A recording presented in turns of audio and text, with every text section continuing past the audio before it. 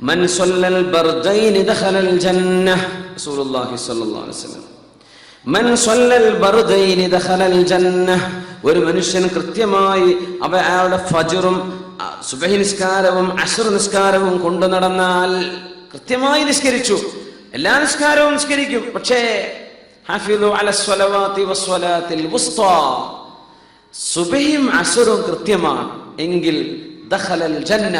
മുത്തഫഖുൻ അലൈഹി. ഇമാം ബുഖാരി മുസ്ലിം തങ്ങൾ റിപ്പോർട്ട് ചെയ്ത ഹദീസ്. സ്വർഗ്ഗം ഉറപ്പാണ്. ഇത് രണ്ടും ക്ലിയർ ആയ ബാക്കി എല്ലാ നിസ്കാരം ക്ലിയർ ആയിരിക്കുന്നതാണ്. അതാണ് വിഷയം. അസ്ർ നമ്മൾ ഏറ്റവും കൂടുതൽ എൻഗേജ് ആയി പോകുന്ന സമയമാണ്. അവിടെ പോകണം, ഇവിടെ പോകണം, അത് വാങ്ങണം, ഇത് വാങ്ങണം, അതിനിടയ്ക്ക് ഗസ്റ്റ് വരുന്നു പോകുന്നു, യാ അല്ലാഹ്,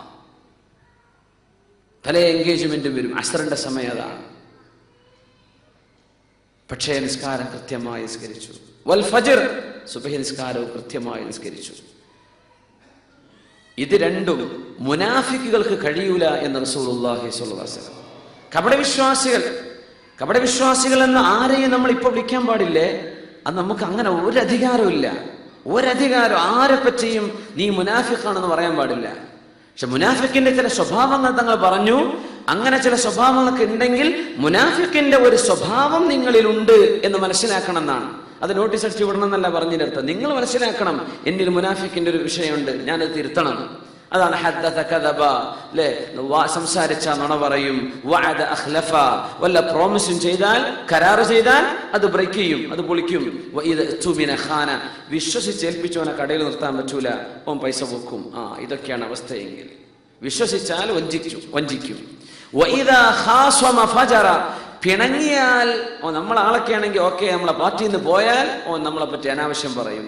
ഇങ്ങനത്തെ മനുഷ്യനാണോ? അവനിൽ മുനാഫിക്കിന്റെ അടയാളമുണ്ടെന്ന് റസൂലുള്ളാഹി സ്വല്ലല്ലാഹു അലൈഹി വസല്ലം. മുനാഫിക്കീങ്ങൾക്ക് കഴിയൂല എന്ന് പറഞ്ഞതാ. അവർക്ക് സുബ്ഹിയും അതുപോലെ തന്നെ അസ്ർ നിസ്കാരവും മുനാഫിക്കീങ്ങളെ കൊണ്ട് കഴിയൂല. ബാക്കിയൊക്കെ ഒപ്പിക്കും. മഗ്രിബിനൊരു കൂടും, ഇശാക്ക് കൂടും, ളുഹ്റൊക്കെ ശരിയാക്കും. പക്ഷെ സുബ്ഹി പോലെ കൊണ്ട് പറ്റൂല. അസ്ർ നിസ്കാരം അത് എന്തെങ്കിലും തിരക്ക് പറഞ്ഞ ഒരു ഒഴിവാകും. കപടവിശ്വാസികളിൽ ഇങ്ങനെ ഒരു അടയാളമുണ്ടെന്ന് റസൂലുള്ളാഹി സ്വല്ലല്ലാഹു അലൈഹി വസല്ലം. അതിനെ മറികടക്കുക കൂടിയാണ്. സുബ്ഹിയും ഇശാവും കൃത്യം, സുബ്ഹിയും അസ്റും. അത് രണ്ടും ക്ലിയർ ആയാൽ ബാക്കി ഓട്ടോമാറ്റിക് ക്ലിയർ ആകും എന്ന വിഷയം മനസ്സിലാക്കണേ. ഞാൻ ഇത് രണ്ടും നിസ്കരിക്കണുള്ളൂ അങ്ങനെയല്ല അതിന്റെ അർത്ഥം. അതല്ല. കാരണം ഇത് രണ്ടും മുനാഫിക്കീങ്ങൾക്ക് കഴിയാത്തതാ. ബാക്കി മുനാഫിക്ക് വരെ നിസ്കരിക്കുന്നുണ്ട്, അല്ലാഹുവിൽ വിശ്വാസമില്ലാത്ത ആള്. ഇത് മുഅ്മിനിന്റെ അടയാളമാണ്. അല്ലാഹു നമ്മളൊക്കെ സഹായിക്കുമാറാകട്ടെ.